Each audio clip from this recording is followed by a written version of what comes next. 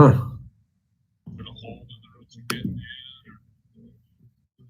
Okay, how far down the line was it from the manhole?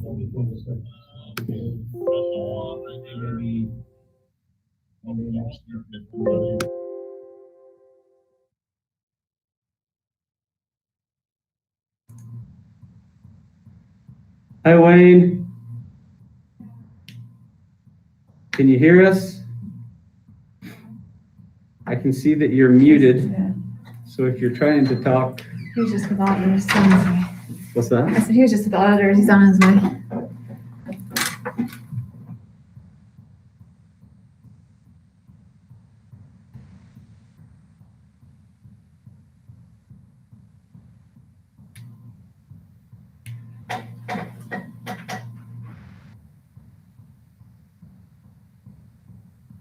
Wayne's mic's open. Is he? So now Wayne's mic is open.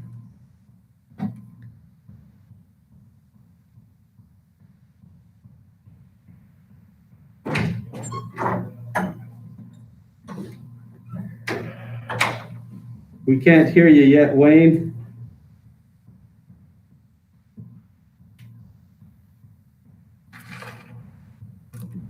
You sound like that's a bad thing.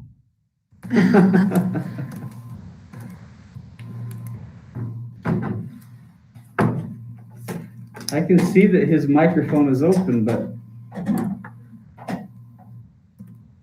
not talking.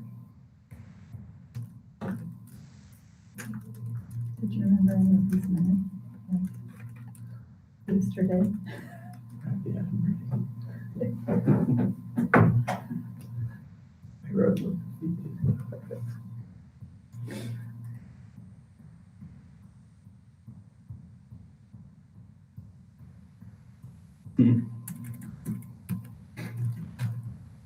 Is everybody still hearing us? It's us. I think so. Is everybody still hearing us? Can't see anyone. Yes. Yep. Okay, good.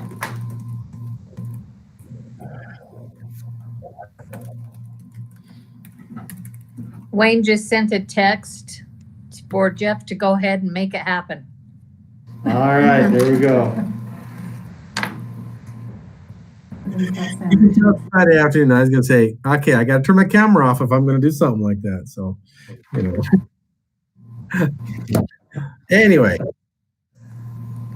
Okay, so today is Friday, August 28th at 4 o'clock in the afternoon. We are in a special board meeting, not originally scheduled at the beginning of the year, but please note that it has been advertised properly on the public meeting notice website at least 24 hours in advance.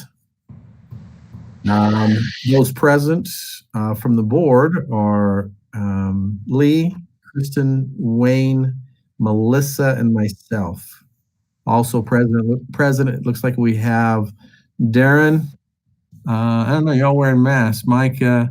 Mike is Fred. Stacy. All the guys in the administration, how's that? You're just a little teeny screen on my screen. So. Darren, list everybody who's there. Our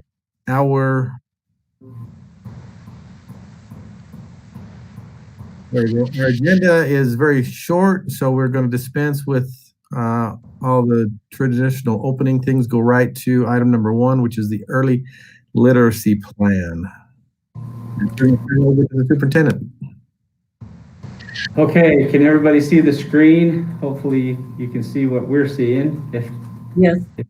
Okay, great. I'm going to turn the time over to Stacy. She'll briefly explain what's going on here with the early literacy plan. So every year the district submits an early literacy plan and we receive funding from the state. And I was unaware of this plan needing to be turned in until after our last board meeting. And so I apologize that we had to hold a special meeting where there's flexibility. We have to have this turned in by September 1st. And it does require your review and your approval. So this is just a template provided by the state, and it's pretty explanatory. They want to know in the kindergarten through third grade, what is our plan for each of those reading areas as far as our time and our resources that we're committing to that. And then an outline of how we're handling our tier 1 instruction up through tier 2 and tier 3 to support those students that are not achieving the learning goals. And then as what we're going to do to support our teachers in professional development to achieve higher literacy. The literacy goals, this is the biggest part of the plan. It was explained specifically that because of the COVID-19 situation in the fall and we were unable to do any of our testing, that we were just to pick up the goals from last year's plan, change the date for the end of this school year, and we're going to work towards those improvements where we're crossing our fingers that we'll have the data, the reading data throughout the year to actually be able to assess if we made it. This is based off of DIBELS. That's a commonly statewide required test for the kindergarten or first through third. And that's why you'll see those numbers are correlating to DIBELS numbers, not necessarily our district reading goal numbers as far as reading levels. So there is a difference in those percentages that you may recognize.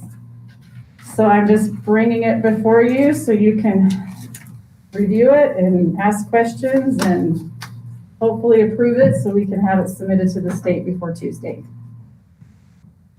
Stacy, this is Melissa. So as I was looking at it on the early literacy goal, that 8% growth then that you feel like you can do is aggressive but attainable.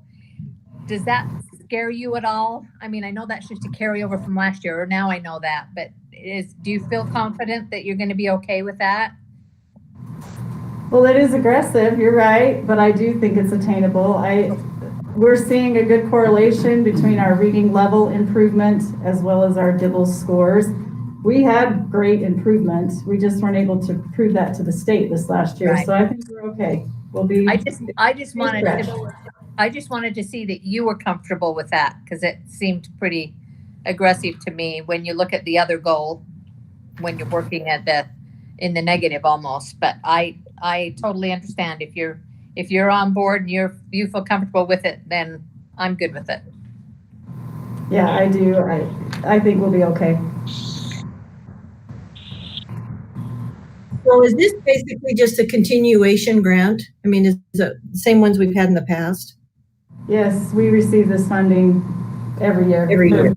I know Darren might. Since I've been here, both of these funds have been in place and the amounts really haven't changed over that time.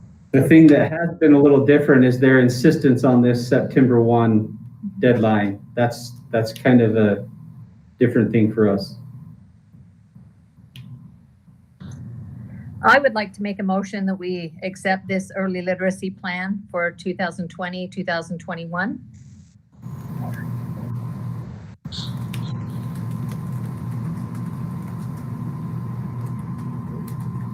Sorry, I had to step away because I'm still at the office, and so I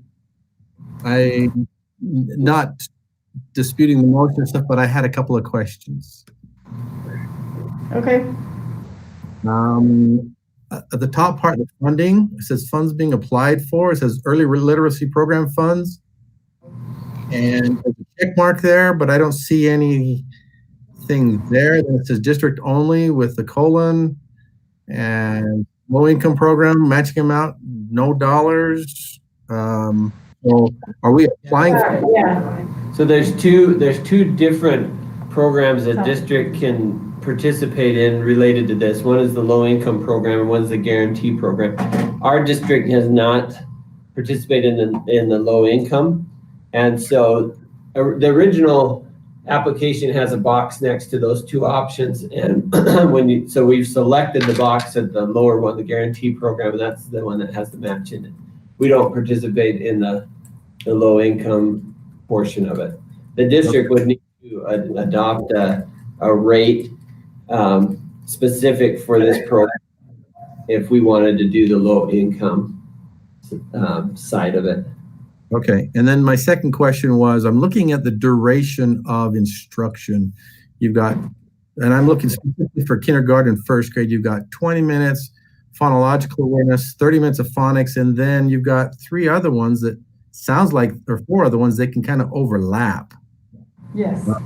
But it looks like, and I don't know that it's intentional, we're going to have at least 2 hours a day, maybe longer, of ESL, or I mean, language arts, or whatever they call it, whatever the acronym is today for English, for kindergarten, first grade, even second grade. Actually, it's probably closer to 3 hours a day when you take the concepts, because concepts can be taken across many content areas. So you're working on comprehension, you're working on fluency, vocabulary in multiple content areas, and it does count towards your language arts focus areas. So you're right. It's easily 2.5 hours a day in kindergarten through third grade. Okay, I just wanted to verify that we were all looking at this and understanding what was the intent. So. Yep. Okay. So that having been said, we have a motion by Melissa to approve the early literacy plan for the school year 2020-2021. Is there a second? Wait, if you want a second, you raise your hand. I can second the motion. I'm losing you sometimes, Jeff. Okay. So we have a second motion by Lee. Is there any discussion on the motion? Those in favor, please indicate. Aye. Aye. I'm guessing that was an aye for, I haven't heard from Kristen. Wayne, you raise your hand or something, would you? Okay. Those opposed? Hearing none, we're going to assume that the motion passes.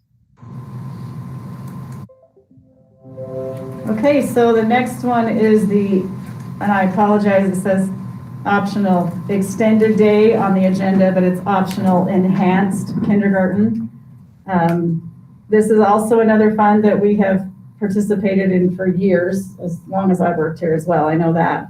So it's just granting us some money or allowing us to have some funds to support our all-day kindergarten classrooms. And as you can see, it's again just wanting some specifics on how we're approaching our early interventions for literature, literacy, math, and what we do to target our at-risk students.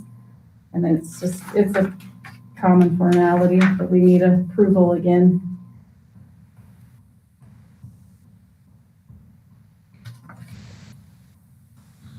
So Stacy, is the KEEP assessment something that's been ongoing for several years then? So this is a statewide assessment for all incoming kindergartners. They take it at the beginning of the year and then again as we exit out of kindergarten. And it's been in place for, I'd say, 4 years now. I think 3. This is probably the 4th year. Before it used to be like a district assessment or benchmark that was created, and then the state went to and adopted. Everybody uses the same assessment. Thank you.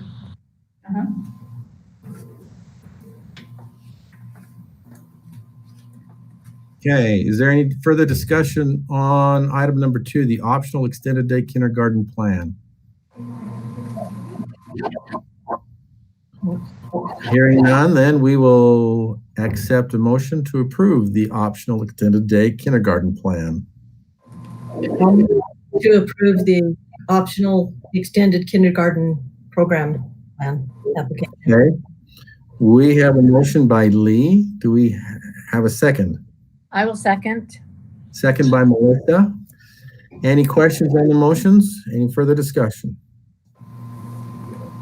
Hearing none, then those in favor of approving the optional extended day kindergarten plan, please indicate. Aye.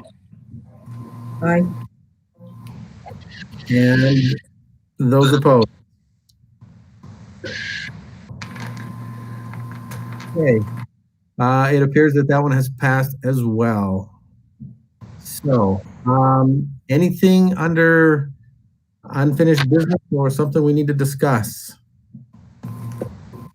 Superintendent, anything from the board office? No, not really. Nothing I can think of. Okay, well, that concludes our meeting for the day. I guess we'll take a motion to adjourn. I'll move to adjourn. We made the motion by common consent. We are going to agree. Okay, thanks everybody for your time. Thank you all. Thank We you. appreciate it. Bye. Thanks, bye. Bye. Bye.